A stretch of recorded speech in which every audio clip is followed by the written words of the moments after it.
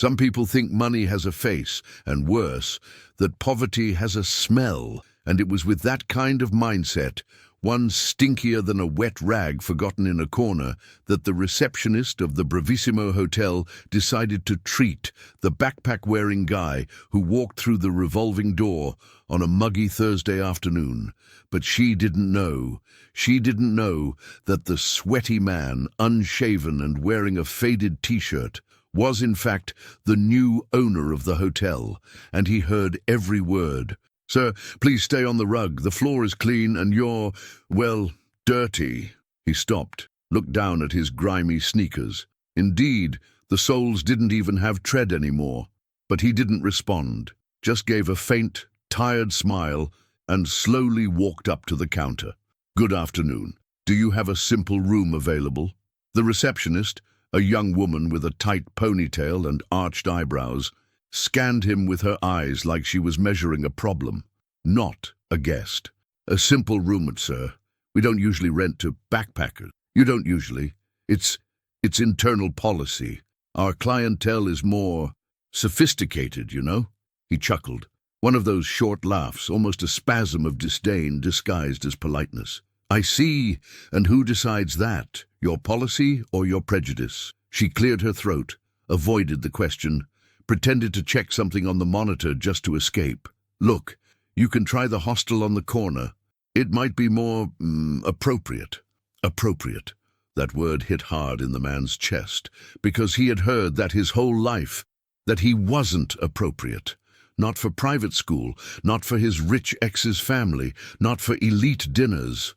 But now he bought hotels like most people buy bread at the bakery, and by a twist of fate, that hotel, the Bravissimo, had been bought by him 3 days earlier, in a discreet deal with a confidentiality clause and everything. Nobody knew, not even her. "Oh, all right, thanks for the kindness," he replied with the same calm smile. He turned, and before leaving the lobby, he heard her whisper to the other front desk clerk, "This always happens before big events. Some lost soul shows up thinking this is a cheap inn." The man stopped at the door, bowed his head, took a deep breath, and decided not to wait any longer. He pulled his phone from his pocket, dialed a number saved as Dr. Mendez Legal, and said, "Good afternoon, doctor. Please gather the team in the Grand Hall now. Tell them the new owner is here and wants to speak to all employees." And so, with sweat dripping down his neck and dust still clinging to his backpack, he crossed the lobby again, while the receptionist unknowingly prepared for the humiliation of her life, because the world turns. And sometimes it turns with force. There's one thing that makes hotel staff sweat bullets. It's hearing, "The new owner is here." And that muggy late afternoon, as the sun poured through the windows like it was melting the sky, that's exactly what happened. Dr. Mendez said to gather everyone in the Grand Hall. "The new owner is here and wants to speak to the entire staff. Now." The news spread through the corridors like water from a burst pipe. Fast, loud, unstoppable. Housekeepers dropped their sheets. The manager cut a call with the reservation center. The KitchenAid let go of the juice tray like someone holding their breath. Even the security guard, who never left his spot, adjusted his belt. The receptionist? Oh, sweetheart. She froze. Pale skin, trembling hands, trying to reapply her lipstick in the computer screen's reflection, not even knowing why. She still didn't know, but her gut was already telling her something was wrong. It was like that backpacker had left a shadow behind, a shadow that now had the shape of authority.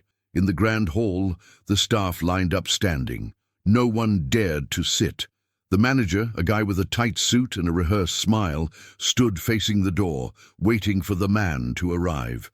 He said to the security guard, "Must be another one of those cold businessmen, you know, gonna talk about cutting costs, raising standards, replacing everything." And then the door opened, and in walked him. Yes, the backpacker. Same worn-out jeans, same faded t-shirt, backpack on his shoulders, steady steps, and the silence that fell in that room. You could hear the wall clock ticking and the receptionist's heart trying to leap out of her throat. "Good afternoon," he said calmly, looking each of them in the eye. "I'm the new owner of the Bravissimo Hotel. My name is Caio Figueiredo. The manager blinked several times, like his vision had blurred. Excuse me, sir? Caio? That's right. The paperwork was signed last week, but I thought I'd make my first visit as a regular guest, just to see how you treat people who walk in. The receptionist lowered her gaze like she was looking for a hole in the ground. The blood drained from her face. Her poise, ponytail, smugness, all wilted like a flower without water. Oh, and before I forget, he continued, Miss Vanessa, don't worry. I only brought dirt on my shoes, not in my intentions. But I heard that backpackers don't fit the hotel's profile, so I'd like to understand, what is that profile? Silence screamed. Because if the hotel's profile is arrogance, snap judgments, and prejudice disguised as standards, then we'll need to redefine a few things around here. The words landed like a bomb. The manager started sweating. The kitchen aide trembled, holding her tray. Even the security guard looked away. And the most curious part, Caio didn't yell, didn't threaten. He spoke like someone telling a story, with sweet venom and a master's irony. Vanessa, do you remember what you said when I walked in? She tried to form a sentence, but her mouth just opened and closed. Nothing came out. Well then, I hope that from now on, everyone here understands that how you treat the small defines who you are when the big are watching. Pause. And I'm watching. End of speech. No drama, no shouting, just truth. And with that, he turned around, walked silently to the back of the room, opened a black folder, and took out the team's new name tags. Yes, change was just beginning, but what no one knew was that Caio didn't just buy the hotel. He came back to resolve an old wound, buried right in that place, a wound with a name and a face, and who, ironically, had worked there since the beginning. But that part, I'll tell you in the next chapter. Ah, my child, some places don't just hold guests. They hold unresolved stories, words that were never spoken, promises that didn't survive the first lie, and the Bravissimo Hotel was exactly that kind of place. While the staff was still digesting the shock of seeing the backpacker as their new boss, Caio climbed to the top floor. No rush. Each step on the worn carpet seemed to bring back a different ghost. He stopped in front of room 805, a crooked plaque, an old key, the kind that still jingles in your pocket like a childhood secret. He turned the key, the doorknob gave way, and the scent that escaped was the same. A mix of old lavender, damp wood, and the past. The room had been locked since the former owner's death. Old Montenegro, a pompous businessman who disliked visitors and hated change. But Caio knew that room. He knew it too well. It was there that he spent 2 hidden weeks, years ago. No money, no documents, no ground beneath his feet. At 17, after being kicked out by an abusive stepfather, he was taken in by a hotel maid, a short woman with a shy smile and a heart the size of the world. Donna Rosa. Stay here, son, but quiet. If they find out, I'll lose my job. And it was there, in 805, that he first dreamed of becoming someone important, not to have power, but so he'd never be invisible again. But now the room felt different, cold, soulless. Caio walked to the old dresser, opened the bottom drawer, and there it was, the photo, yellowed, folded in half, like someone tried to erase the memory. But he recognized it instantly. It was him, still a kid, sitting on the floor with a breakfast tray in his lap, smiling beside Donna Rosa. But the photo was torn, and the part with her face was missing. He swallowed hard. They erased you, Rosa, he murmured, voice trembling. But I came back, and now no one will ignore you again. He took a deep breath, sat on the edge of the bed, and stared at the ceiling like someone asking the past for answers. That's when the room phone rang. Yes, the phone. An old device, probably not even supposed to work anymore. He answered. On the other end, a trembling female voice. Hello? Is this Mr. Figueiredo? Yes. Who is this? Silence. Then a whisper. Don't say my name, but be careful with the manager. There are things you don't know yet, things involving Mr. Montenegro's death and Donna Rosa's. The call dropped. Caio stood still, phone in hand. His breathing quickened, his hand trembled. He thought he had already buried the past, but apparently the past still had things to reveal. And the question now was, who was protecting what? Because the truth, the truth, was alive, and disguised as morning courtesy in the breakfast buffet. Some stories time tries to hide, but it just takes a stronger breeze, and they appear like dust in the light. The next morning, very early, while fog still clung to the hotel's facade and the hallways were empty, Caio decided to follow his gut.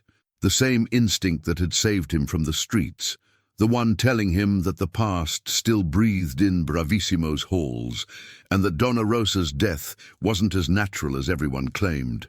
He quietly went down to the basement, the laundry department.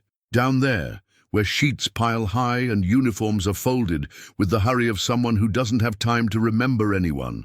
Only one worker was down there at that hour. Donna Adelia, in her 60s, calloused hands and eyes that avoided contact. "Donna Adelia," he said, approaching gently. "You worked here when Rosa was around, didn't you?" She stopped folding a towel and went silent, but her hands were shaking. "Someone called me last night from inside the hotel. Mentioned her death, said something's wrong." Silence, just the background hum of machines. "She died on the job, didn't she? Alone, on a night shift." Donna Adelia sighed, looked sideways, then toward the door. "Some things are better left forgotten, son. Not for me. She hid me in here, saved me, slept with me on the floor when I cried. I won't forget." Then, slowly, like someone deciding the weight was too heavy to carry alone, she walked to an old cabinet in the corner of the laundry.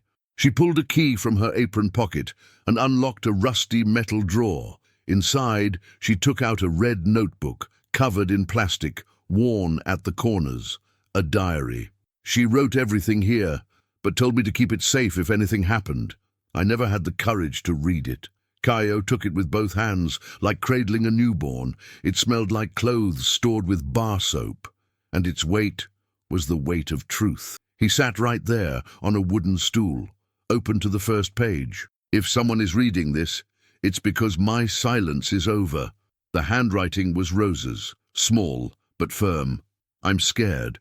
The manager found out that Mr. Montenegro asked me to hide the sale documents. He wants me to lie, to say I never saw anything. But I did. The will was altered, and someone is hiding something very dirty in this hotel." Caio turned the page with trembling hands.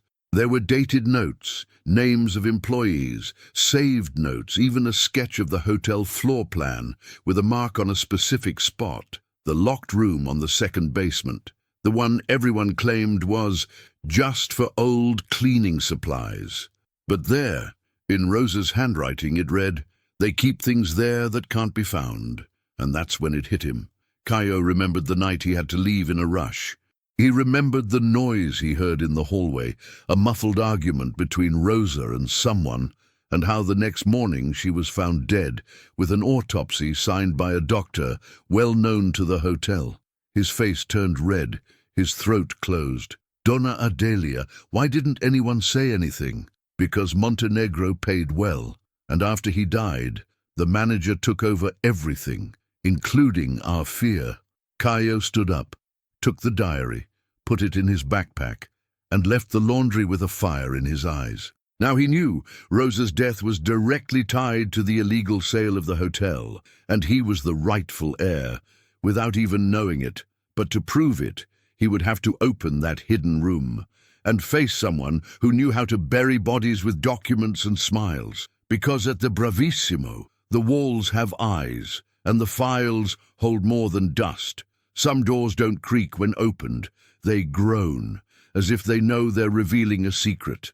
And that's how Caio reached the second basement of the Bravissimo, at the end of a poorly lit hallway, where not even the security cameras worked properly anymore. It was a forgotten part of the hotel, or rather deliberately hidden. In Rosa's diary, the instructions were clear. Behind the service staircase, the unmarked iron door. There it was, locked, and secured with a triple padlock, the kind that looks more like it protects a vault. Caio first tried with a hairpin, then with the master key he had quietly taken from the manager's desk while pretending to inspect the upper floors. After several minutes, a click. The door gave way. Inside, the smell was musty, but the atmosphere reeked of crime. Shelves lined with numbered cardboard boxes, folders with old labels, dusty files, and 3 old leather suitcases sealed with industrial tape. Caio turned on his phone flashlight and began opening one of the boxes. And then things got serious. Forged birth certificates, tampered medical reports, purchase and sale agreements with obviously forged signatures. But what made his blood freeze was a brown envelope with a name scribbled on it. Figueiredo. Yes, his last name. He opened it carefully. Inside, a copy of a will with Montenegro's signature and a handwritten note. The inheritance must go to the boy. He is the only true relative. Rosa has the documents. Caio sat on the floor.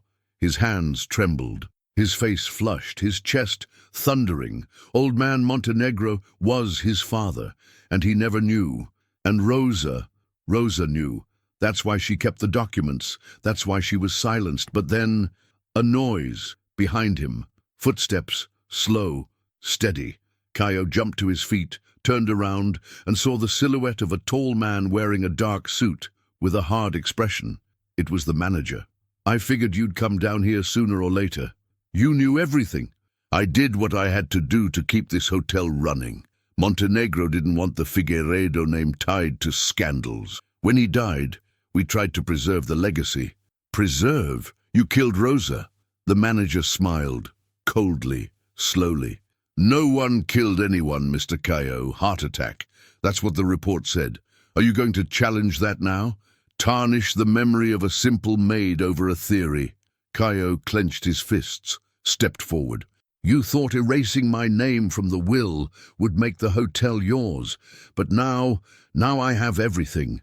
The evidence, the diary, the DNA, and most of all, the truth. The manager moved closer until he was only inches away. Nothing happens here by accident, kid. Everything is calculated, from who serves the coffee to who walks in wearing a backpack pretending to be humble. It wasn't an act. It was a test, and you failed. Pause. The manager looked at the boxes, the documents, the back of the room. Then he said, You may think you've won, but you don't even know half of what this hotel is hiding. And he walked away, without looking back, without running, because people with a lot to lose know how to walk away slowly. Caio was alone, but now he was no longer a lost boy. He was the owner, and more than that, he was the heir to a truth no one had dared to face. But like every rightful heir, he knew, before you can rebuild, you have to tear down the wrong empire, and the first brick had already fallen. Some mornings the sun rises crooked, and it's not the sky's fault. It's because some people wake up and realize that what hurt yesterday was just the beginning.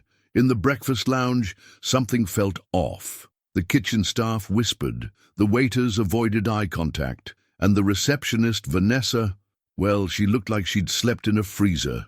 Pale, no makeup, her name badge hanging crookedly as if it were weighing her down. Caio walked in like it was just another morning. Clean t-shirt, but the same backpack, only now. His eyes were different. Eyes of someone who had watched his entire past play out like a movie and hated what he saw. He sat at a corner table, ordered a black coffee. A new nervous waiter brought it with shaking hands. Good morning, Mr. Caio. Can I get you anything else? Yes, I need to be treated like any other guest. Not better, not worse. The sentence hung in the air. Vanessa from the front desk watched from afar, almost hiding behind the counter. She knew she had crossed the line, and now there was nowhere to hide her regret. But she wasn't the one who approached. It was the HR manager, an elegant woman, hair in a perfect bun, heels clicking on the floor. Mr. Figueiredo, can we speak in private? He looked at her for a moment, then took a sip of his coffee and answered, Are you involved with the forged will, or with Rosa's death? She choked on her own saliva. Excuse me, because if you are, the conversation's with the police. If you're not, have a seat. She hesitated but cautiously pulled out a chair. sat like she was stepping onto a minefield. Mr. Caio, the team is in shock. No one expected any of this. Neither did I. But you know what surprises me most? That in 2 days here, I found more silence and fear than in all the places I've traveled in the world. The previous management was, let's say, authoritarian. Not authoritarian. Criminal. Pause. She lowered her eyes. And now? What do you intend to do? I'm going to change everything, from the uniforms to the board of directors. Bravissimo will stop being a showcase for hypocrisy and become an example of justice, and it starts today. Mauzi, at that exact moment, the elevator doors opened, and to everyone's surprise, out stepped Inspector Renata from the Property Crimes Division. Black blazer, firm expression, a folder in hand. Mr. Figueiredo? Mrs. Adelia came to us. She handed over documents, recordings, and a diary. Caio stood, shook the inspector's hand firmly. That's why I ordered my coffee here in the guest lounge, to remind myself where I came from. But now, you're here to remind us of what we can't run from anymore. Vanessa, behind the counter, dropped a cup at the word police. The HR manager excused herself and practically stumbled away on her heels. And Caio? Caio remained there, calm, steady. Because when truth knocks at the door, some people run, and some serve coffee. But there was still one final piece missing from this puzzle. A name, a face, a missing link, and she was on her way, with short steps, and a secret that could turn everything upside down. Some people enter our lives smelling like memory, even when we've never seen them before. That's exactly what Caio felt when he saw her walk into the hotel lobby. She wasn't a guest. She wasn't an employee. She was a living memory. Brown hair tied in a simple bun, glasses too big for her face, and a worn canvas bag slung over her shoulder. She looked around, confused, until she spotted the front desk. She walked over and asked, "Hi, good morning. This is the Bravissimo Hotel, right?" Vanessa, her voice thinner than usual, replied quickly, "Yes, it is. Are you checking in?" "No, I came to deliver a letter." At that moment, Caio appeared behind the reception desk. When she saw him, she froze. Her face turned into a controlled shock, into an avalanche of feelings he didn't know how to process. "You are Caio." He nodded, unable to speak. She reached into her bag and pulled out a yellowed envelope with crooked handwriting and his name written by hand. "To Caio, when he returns. My mother asked me to give this to you before she passed." Silence. The world seemed to stop for a moment. "Your mother was, Rosa?" "Yes, I'm her daughter. My name is Clara." Caio took the envelope with trembling hands. It felt like holding Rosa's soul one last time. Clara continued, "She used to say you were like a brother, that you left to protect yourself, but that one day you'd come back. She believed that until the very end." He didn't respond, just sat right there on the hotel lobby sofa and carefully tore open the edge of the envelope. Inside was a sheet folded 4 times, hurried handwriting, and smudges that looked like tears. "Caio, if you're reading this, it's because time fulfilled what I always believed. You came back. I never told you everything because I thought protecting you was more important than explaining it all. Montenegro was your father. Yes, he found out too late. And when he tried to do the right thing, there were already too many people trying to cover up his mistake, including the manager. He knew everything. He knew you were the heir, and that's why he tampered with the documents, the reports, and my silence. I just wanted you to be happy. But if you decide to fight, know that you're not alone. The truth will scream, and I'll be by your side, even if invisible." Rosa Caio closed his eyes. The weight of the letter felt like the weight of an entire life. Clara sat beside him. "I didn't know all of this, but when my mother got sick, she kept saying that the truth had to find its way."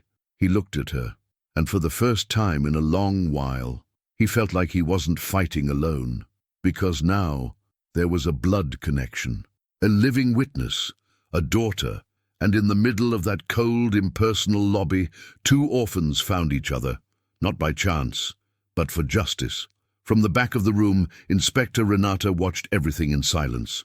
She stepped forward and said, "We need to question the manager. Now we have the diary, the documents, and a family witness. If he goes down, the rest will follow." Caio stood. "Then let's bring this lie down, brick by brick." But what no one knew was that the manager already suspected the noose was tightening, and he had a plan to disappear before the past exploded in his lap.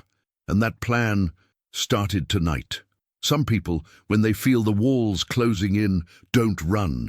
They vanish. But first, they try to erase their tracks, with fire, lies, and a cynical little smile on their face. That night, the Bravissimo Hotel seemed to breathe heavier. The temperature rose, even with the air conditioning on. And the manager, Marco Linz, paced back and forth, speaking into his phone with a low voice and tense gestures. "Everything ready? I want the car waiting behind the laundry warehouse. Tomorrow, when they open that safe, there'll be nothing inside." On the other end, silence. Then a short reply. "Understood." Marco hung up and grabbed an old keyring with a faded label. "Tech kitchen, internal access." And that's where he went. But what he didn't know was that Caio was watching everything. From the mezzanine above, lights off, eyes sharp, he watched the manager move like a rat at the end of a party. And more, Caio had planted a tracker on the manager's car the day before, just in case. The game was turning, and with strategy. In the back of the kitchen, Marco pulled a thick rag from an old cabinet, and from inside it, took out a silver flash drive. He looked around, opened the industrial drain, unscrewed the lid, and dropped the flash drive down the pipe. But in the rush, it hit the edge and fell to the side. "Damn it!" He bent down to grab it, but was interrupted by an alert over the staff radios. "Fire detected, auxiliary kitchen." It was the alarm, but the fire, he had started it himself. Yes, Marco Linz had set fire to the archives in room 2, the very one where Caio thought there were backup copies of the contracts. The plan was simple: create chaos, escape through the emergency exit, and vanish in the waiting car. But then Clara appeared, with a fire extinguisher in her hands and a shocked expression on her face. "Sir, what are you doing here?" Marco froze. "Girl, get out of here. This area is off limits." "There's a fire. I saw smoke coming from that room. Are you the one doing this?" I said, "Leave. Now." He took 2 quick steps and grabbed her arm forcefully. But right then, Caio entered. "Let her go, Marco." His voice shot like a bullet. The manager turned, surprised, but tried to keep his composure. "This is all a misunderstanding. There's a fire, and this girl is accusing me." Caio raised his phone. "It's all recorded. Your call, your entrance, your attempt to destroy evidence. There's a new camera outside. You didn't even notice." Marco went pale. His grip on Clara loosened. Sweat dripped down his temples, though now the heat was something else. "You think you'll ruin my life with this? I kept this hotel alive for years. I was the one who held the doors open when Montenegro died. No, you were the one who buried the story of who actually built this place. You silenced Rosa. You erased my name from the will. You built Bravissimo on lies." At that moment, the police stormed in. Inspector Renata, accompanied by 2 agents, burst into the kitchen with handcuffs ready. "Marco Linz, you are under arrest for document forgery, obstruction of justice, attempted destruction of evidence, and suspected involvement in the death of Rosa Silva." The manager tried to take a step back, but there was nowhere left to run. As he was handcuffed, he looked at Caio with hatred. "You think you've won, but there are bigger players behind this, people you haven't even met yet."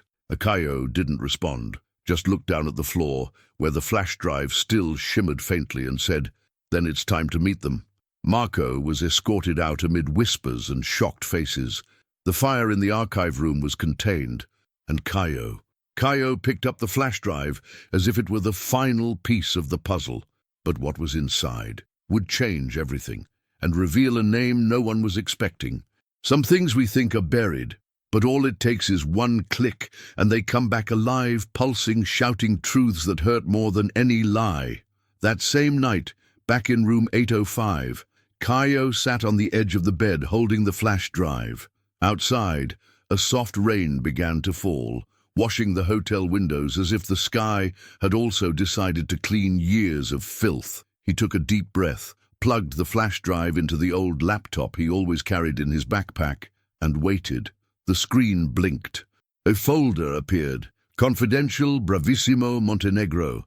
He opened it. Several subfolders. Spreadsheets, contracts, will copies, video. He murmured, surprised. Yes, there was a video, simply titled Entrega Final.move. Final Delivery.move. Caio double-clicked. The image was grainy, dark, but slowly came into focus. There on screen was old Montenegro, sitting in an armchair, a glass of whiskey in hand, face worn. He looked ill. His breathing was short. But his voice was the same, firm, arrogant, controlled. If this video is being watched, it means I'm no longer here, and since death gave me no choice, may at least the truth come out. I have a son. His name is Caio, son of Rosa, an honest, brave woman who endured my cowardice and silence for years. Caio held back tears, his face frozen, his breath unsteady. I never had the courage to acknowledge him. I was ashamed to have a son outside of marriage. But deep down, I always knew he was more worthy than anyone currently on my payroll. My original will left everything to him, but I was pressured by the manager, my business partner, even my legitimate daughter, all afraid of scandal. Rosa kept the papers. If you're watching this, Caio, know this. You're the only one who deserves this hotel. The image shook. The recording ended. Caio sat still. The silence in the room was thick, heavy, but at the same time, liberating. He didn't need to prove anything anymore. The truth was right there. But while exploring the rest of the files, something caught his attention. A name, repeated across several folders, memos, and email exchanges. Carla Montenegro. Yes, the legitimate daughter, the one who supposedly lived in another state, removed from business. But according to the documents, she had signed internal orders, influenced decisions, and authorized the replacement of the will. No, Caio muttered, still in disbelief. He had thought Carla stepped away to avoid involvement, but no. She was the main architect of his erasure. And more, in Rosa's diary, there was a mention of a woman with a soft voice who showed up with the manager days before my forced dismissal. Now it all made sense. Caio shut the laptop. His ears were pounding. The next day he would call a press conference. He would expose the fraud, the audio files, the documents, Montenegro's own video. But before that, he had to confront Carla. He needed to hear from her own lips why someone who never truly knew him had feared him so much. And then the phone rang. Again, that old device in room 805. He answered. A female voice, cold. If you want to avoid a bigger scandal, meet me tomorrow on the hotel rooftop, 6 a.m., alone. Carla Montenegro. The game wasn't over yet, but now all the cards were face up, and the next day would bring more than confrontation. It would bring the truth from someone who had always feared it. Some meetings feel like fate's invitation, but in truth, they're a reckoning with the past. The sun hadn't yet risen when Caio climbed the last steps of the emergency staircase leading to Bravissimo's rooftop. The morning wind was strong, pushing the cold breeze against his face like it was warning him, "Be careful. Up here the fall is greater." And there she was, Carla Montenegro. Long coat, hair pulled tightly into a flawless bun, high heels even on the mist-slick rooftop, but what stood out most was her gaze, sharp, direct, with no trace of remorse. She didn't offer her hand, nor a fake smile. "You've grown," she said softly. "You look like him more than I'd like." Caio stepped forward, steady. "And you seem to have inherited nothing of what was decent about him, if he had any."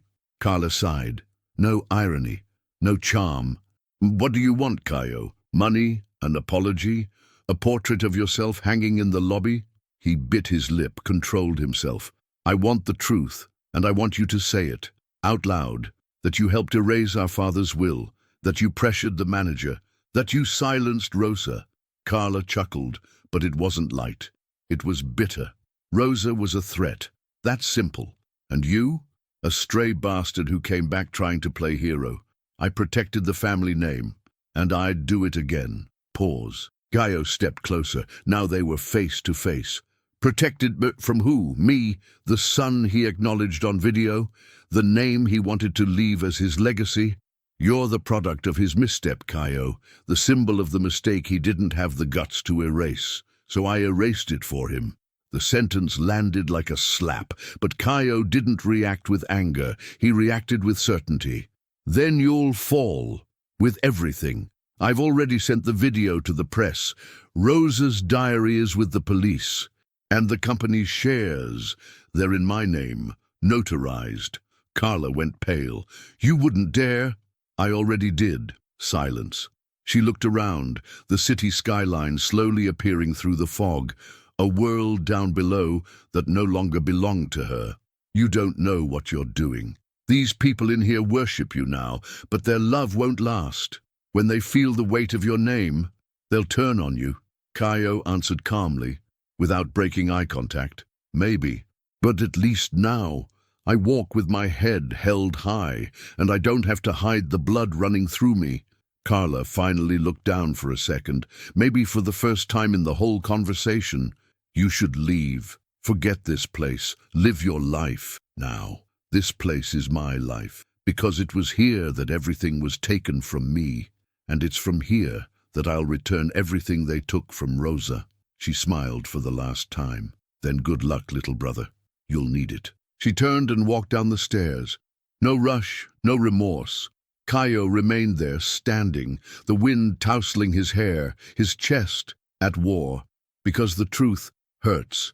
But when spoken aloud, it sets you free. Now he was no longer the forgotten son. He was the rightful owner, and had a legacy to rebuild. But first, there was one last thing to do. An old promise. To give Rosa the place she always deserved. Some people only become important after they die. But some stories can't wait for statues or time. The next morning, as the first rays of sunlight lit up the Bravissimo lobby, something was different. Very different. At the center of the hall, right behind the front desk, hung a red velvet drape, covering a rectangular structure mounted on the wall. The entire hotel staff had been summoned. Waiters, housekeepers, security guards, kitchen aides, cleaners, drivers, interns, everyone. And they were there. Standing, silent, unsure of what was about to happen, Vanessa, the receptionist, stared at the floor. The new manager, recently appointed by Caio, stood with arms crossed, trying to hold back emotion. Inspector Renata had also shown up, and Clara stood beside Caio, holding a small bouquet of wildflowers. He stepped up 2 small stairs at the side and stood facing the group, took a deep breath, and spoke. This wall has seen a lot of luxury, a lot of suited-up people, a lot of fake smiles. It's seen red carpets for people who didn't even deserve to walk in with shoes on. It's heard applause for those who only brought pain. He paused. The silence was respectful, heavy. But now, it's time to applaud the ones who actually carried this place on their backs, the ones who cleaned up what others messed up, the ones who hid their pain behind a smile to avoid scaring the guests. It's time to bring justice to someone who never had a golden name tag, but was the soul of this hotel. He looked at Clara, then pulled the cord on the drape. The velvet cloth fell and revealed a beautiful hand-painted portrait of Donna Rosa, a serene smile, lively eyes, wearing her housekeeper uniform with pride. Below the portrait, a bronze plaque read, Donna Rosa Silva, the invisible founder of Bravissimo, mother, guardian, and heroine of a story that will now be told out loud. She taught us that dignity isn't asked for, it's built. A murmur spread through the room. Some employees placed hands over their hearts, others let tears flow freely, without shame. And then Caio knelt. Yes, in the middle of the lobby. He pulled from his backpack a small wooden box, opened it. Inside were Rosa's personal belongings, which he had found in a backroom days earlier, a sunflower-shaped brooch, a photo of him as a boy, and a scribbled note. My name may not be on the wall, but it's in every clean corner of this house. Now, Rosa, your name is on the wall, and it's never coming down." Clara stepped forward, placed the bouquet at the foot of the portrait, and for the first time since her mother's death, she smiled. And then, unexpectedly, the employees began to applaud. At first, timidly, then firmly, then standing. It was the kind of applause that doesn't come from obligation, it comes from gratitude. Vanessa cried quietly in a corner. The old KitchenAid who had worked there since the hotel's founding trembled with emotion. Even the silent security guard wiped his face with the sleeve of his blazer. In that moment, Bravissimo was no longer just a hotel. It was a monument to invisible memory. And Caio, he was finally the heir to something worth more than any fortune, the dignity of someone who never stopped fighting. But destiny still had one last visit in store, and it would arrive with a black envelope, no return address, and a warning: you still don't know everything. There are silences heavier than screams, and letters. Some don't bring news, they bring bombs. 3 days after the tribute to Donna Rosa, the hotel was beginning to breathe a different air. The walls felt lighter, the hallways less cold. Employees walked with their heads held high, like people who finally felt they belonged to something dignified. But just when Caio thought the worst was over, the past knocked again, this time by the hands of the night doorman. "Mr. Caio, someone left this for you early this morning. No name, no explanation." He extended a black envelope, thick, heavy, no return address, just his name written in gold ink: Caio Figueiredo Montenegro. That last word had never been used by anyone, not by his father, not even by him. Caio went up to room 805, locked the door, sat in the chair, and opened it. Inside, there were 2 items, an old birth certificate and a typed letter. The certificate was yellowed, nearly falling apart at the edges, but what sent chills through Caio's entire body was what was written in the mother's name field: Rosa Silva Montenegro. Yes, Rosa had been married to Montenegro, legally. Her name wasn't just that of a maid, it was that of a wife, a secret wife. And then he understood the marriage had been hidden, never publicly registered, because Montenegro was a bigamist. He had 2 families, one for show and one for truth. Caio trembled. But there was still the letter. He carefully picked up the typed page. The message was direct, no signature. "Caio, if you're reading this, it means you've finally reached the place no one wanted you to reach. The full truth. Your father married Rosa in secret. They feared society's reaction, the press and the business world. But the marriage is legitimate. The certificate was hidden under the orders of the eldest daughter, Carla. She knew that if you were the son of a legally recognized marriage, you'd inherit not just the hotel, but the entire company. Not half, everything. This is no longer about a building or a name. It's about an empire. And now, Caio, it's yours. Yours. By blood. And by a love that was never shouted, but lived in the silence of the corridors. Caio stood up, breathless, opened the window of the room. The wind hit his face like a slap. He looked down. People coming and going from the hotel. Tourists, couples, executives, all unaware that they were walking atop a story that had nearly been erased. But now everything had changed, because that certificate was the final key. With it, Caio could claim the entire Montenegro conglomerate. Hotels, resorts, franchises, funds, everything. But he knew, power doesn't change character. It reveals it. And he didn't want revenge. He wanted memory, justice, and a clean legacy to leave behind. But one last obstacle remained. Because news of the certificate had already leaked. And on the other side of the country, Carla Montenegro was not willing to lose alone. Some people just don't know how to lose, because they never learned how to play fair, and Carla Montenegro was one of them. 2 days after Caio discovered the marriage certificate, the executive phone in Bravissimo's director's office rang. "Mr. Caio, there's a woman named Carla Montenegro on the line. She says she needs to schedule an urgent meeting. He stayed silent for a few seconds, then picked up the phone. Go ahead, Carla. Congratulations, you found what you needed, didn't you? The certificate, the letter, Rosa's name on paper. It wasn't what I needed. It was what was always mine. I just pulled it out of hiding. Don't be rash. Do you really think the system will let you keep all of this? You were never trained for this. You don't know how to deal with shareholders or the press or auditors. The Montenegro Empire is bigger than that little hotel you hid in. Caio gritted his teeth, but took a deep breath. Little hotel, Carla. It was in that little hotel that your family buried a just woman, an exemplary employee, and your own father's son, all because her last name was too simple for your pride. You want war, is that it? You're going to expose everything and tear down the Montenegro name in the market as if it isn't also your name? No, Carla. I don't want war. I want you to disappear. Stop pretending to own what was never yours, and let me rebuild this the way it should have been from the start, with truth. On the other end, she went silent. Then she dropped a bomb. If you go through with this, I'll release the files from Bravissimo's vault. Caio froze. What vault? The one on sub-level 3, behind the false wall. Your father used it to store recordings. Recordings of what? Meetings, deals, blackmail. And you know who appears in them, Caio. Rosa, your mother, giving orders, participating, signing. You really want to open that door? His heart pounded. His hands were sweating. You're lying. You'll find out for yourself.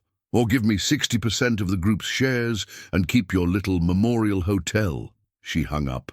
That same night, Caio went down to sub-level 3, accompanied by Inspector Renata, Clara, and 2 security guards. The wall where the old electric panel had once been looked normal. But when tapped with a screwdriver, it sounded hollow. Behind a metal plate was a door with a digital lock. Renata used a portable scanner to trigger a manual override. The door opened. Inside was a built-in vault, small, but secured with 3 locks. With the right tools, they opened it. Inside were 12 cassette tapes, 3 DVDs, and an external hard drive, all labeled, but one of them stood out. Euro 4, Rosa and Montenegro, financial planning. Caio trembled. They took the material up to room 805. Clara, with delicate hands, inserted the DVD into the laptop. The video opened. There she was, Rosa, not in her uniform, not with the tired face of a maid, but seated, elegant, with a look Caio had never seen before. Strong, determined. Next to her, old Montenegro. In the footage, they discussed investments, opening new units, and the future. Caio will grow up with everything he needs. You promised me, Edmundo, she said. I promise, but I don't want this recorded, not with my name. It'll scare off shareholders. Then sign it under the Foundation's name, in mine, and later he'll inherit it. Caio paused the video, looked at Clara. She wasn't just a maid. She was a hidden founder. Clara was crying, but smiling. She was everything, Caio. They just didn't want to let her be seen. Now, with the recordings, the marriage certificate, the diary, the testimonies, and Montenegro's video, Caio didn't just have the hotel. He had the power to expose the entire web of lies behind the empire. But if he did, Carla wouldn't be the only one to fall. Important names, politicians, partners, bankers would go down too. And that's when the dilemma hit. Justice or destruction, truth or consequence. But what he didn't expect was one final recording, one hidden at the bottom of the hard drive, titled Final Message, Rosa, Private. And that recording would change everything. When Caio clicked on that last file, Final Message, Rosa, Private, the room fell completely silent. Clara's breath caught in her chest beside him. Inspector Renata crossed her arms and closed her eyes, as if she sensed they were about to hear a soul speak. The laptop screen remained black for a few seconds. Then the image appeared. Rosa, not in uniform, not with the weary face of someone who worked too hard. but sitting in a straw chair, in a simple setting, bathed in warm afternoon light. She held a teacup and looked straight into the camera, eyes glistening. "Caio, if you're watching this, it means you've made it to where I always knew you would." She smiled, but it was a smile that carried pain. "I'm no saint, my son, and I don't want you to see me that way. I stayed silent through a lot. I accepted things out of fear, out of necessity. I stayed quiet for far too long, and I regret it." Clara covered her mouth with her hand. Caio sat frozen. "Your father loved you, in his own way, with all his faults, with all his cowardice. He tried to protect you, but his world was too dirty for you to enter clean. When you left, I felt like it might be the last time, but even so, I never stopped keeping what belonged to you. And I never stopped waiting." She swallowed hard. "Montenegro created monsters, Caio, and some of them are still out there. But I ask you one thing." She leaned forward.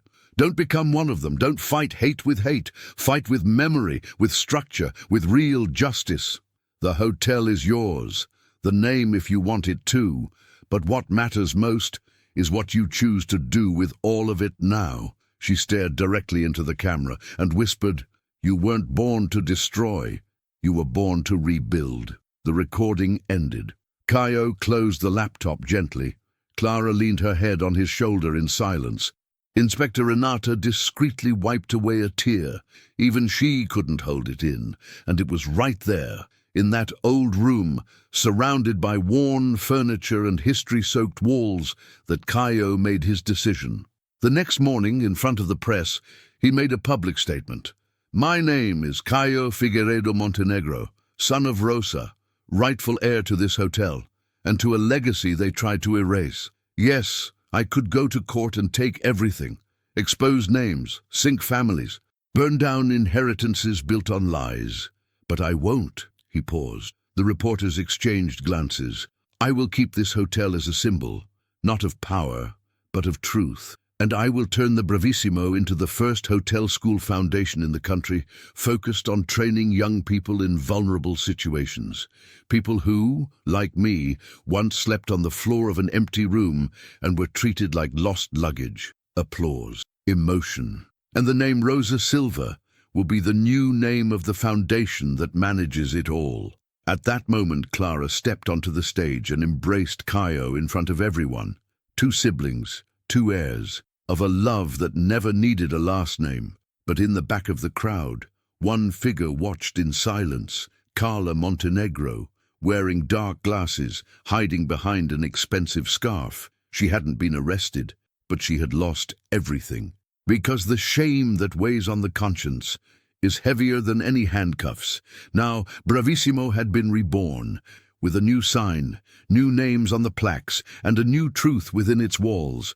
But there was still one final chapter, the most symbolic, because before ending this story, Caio had one more place to visit. Some endings don't close with a period.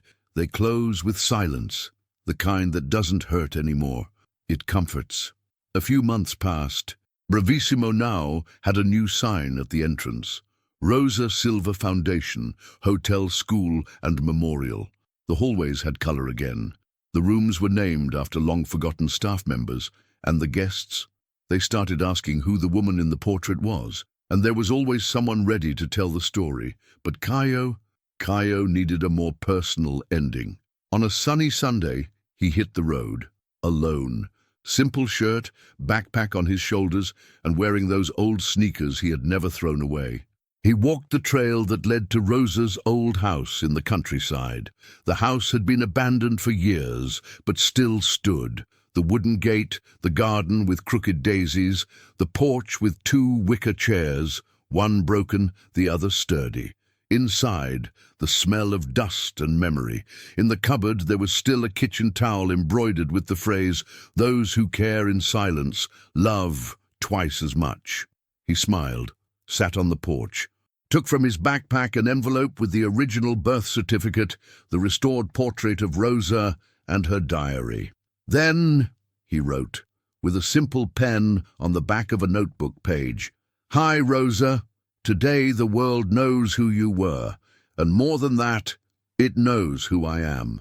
It took me time to understand that it's not blood that defines family. It's the courage to protect, to love in hiding, to make space for a scared, dirty boy in an expensive hotel. You taught me how to be an owner, not of buildings, but of myself. He folded the letter, buried it at the base of the mango tree in the yard where she used to sweep fallen leaves. There, now the world knows, Mom. He stood up. The sun hit his face hard, but for the first time, it didn't bother him. He walked to the fence, looked out at the horizon and whispered, "Some people are born invisible, but weren't born to live erased." He turned and walked away. No rush, no backpack, because now the weight he carried had turned into a story, and a good one. So, what did you think of this story, huh? Leave a comment, drop a like to support the channel, and don't forget to subscribe so you don't miss more powerful stories like this one. Until next time, from your Grandpa Rich.